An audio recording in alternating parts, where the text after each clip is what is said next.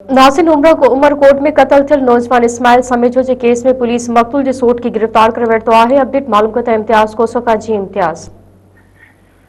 जी बिल्कुल हिकिड़े अॻु जेको उमरकोट जी मसरूफ़ तरीन शाहरा है मोती चौक भरिसां ठिकरी जी मार्केट में गलो कपे क़तल कयल मक़तूल नौजवान इस्माइल समेजो जो सॼो सोट जेको आहे न जो शक जी बुनियाद में जेको पुलिस उमरकोट ऐं CI पुलिस जेको गॾियल कार्रवाई करे हैदराबाद जे सदर वारे इलाइक़े मां गिरफ़्तार करे वरितो आहे। जॾहिं त पुलिस जो चवणु आहे त CCTV कैमराऊं जी मदद सां जेको शक जी बुनियाद हेठि आयल अलाज़ाद समेजो संदसि सोट जेको आहे न राति गुज़िरियल राति गिरफ़्तार कयो आहे।